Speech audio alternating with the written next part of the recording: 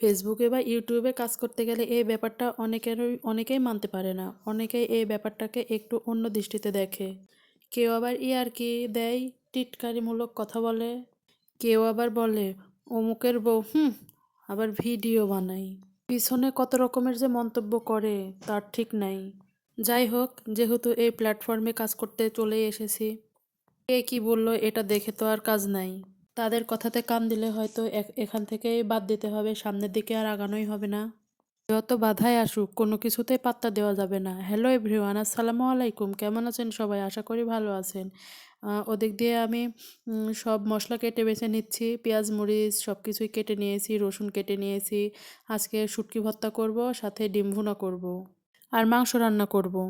Like দিতে ভুলে গেলে লাইক দিয়ে ভিডিওটি শেষ পর্যন্ত দেখে নেবেন, আশা করি ভালো লাগবে। শুটকি ভর্তার জন্য এখানে আমি রসুন পেঁয়াজ কাঁচামরিচ আর শুটকি দিয়ে ভেজে নিয়েছি। এই তো ভাজা হয়ে গেছে। এখন আমি ঢেলে নিচ্ছি।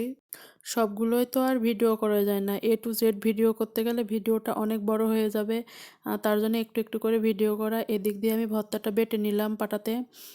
এই তো আমার ভর্তাটা রেডি। এখন আমি এখানে পেঁয়াজের দো পেঁয়াজি করব, তার জন্যে পেঁয়াজ আর মরিচ দিয়ে দিলাম। দিয়ে একটু ভাজা ভাজা করে নিয়েছি, নিয়ে এর ভিতরে আমি ডিম দিয়ে দিয়েছি। ডিমটা আমি এভাবেই দিয়ে আলাদাভাবে ভেজে নিলে ডিমের ওপরের এই চোচাটা অনেক শক্ত হয়ে যায়, খেতে ভালো লাগে না।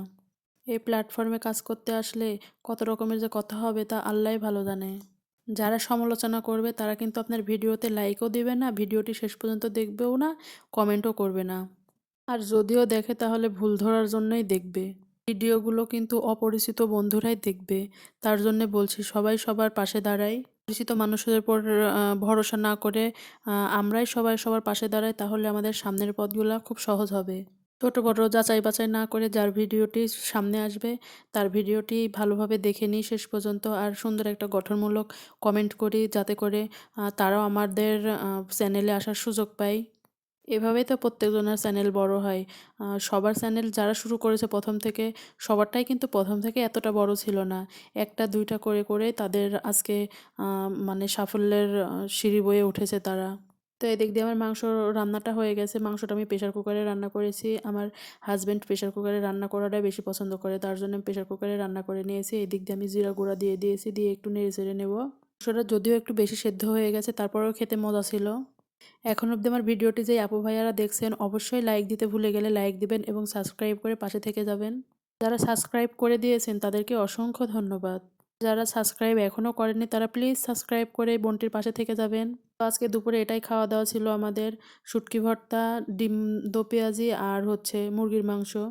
আলহামদুলিল্লাহ, প্রত্যেকটা খাওয়ার খুব মজা ছিল। আর শুটকি ভর্তা হলে আর মাছ মাংসর কোনো কিছুরই প্রয়োজন হয় না, তারপরেও যেহেতু মুরগি নিয়ে এসেছে টাটকা টাটকায় রান্না করে দিলাম। এই সাধারণ মানুষগুলো শুক্রবারের দিনটা একটু স্পেশালভাবেই কাটাতে চায়, তার জন্যে ছোটোখাটো একটু আয়োজন। তাহলে এ পর্যন্ত, সবাই ভালো থাকবেন, নিরাপদে থাকবেন। আল্লাহ হাফেজ।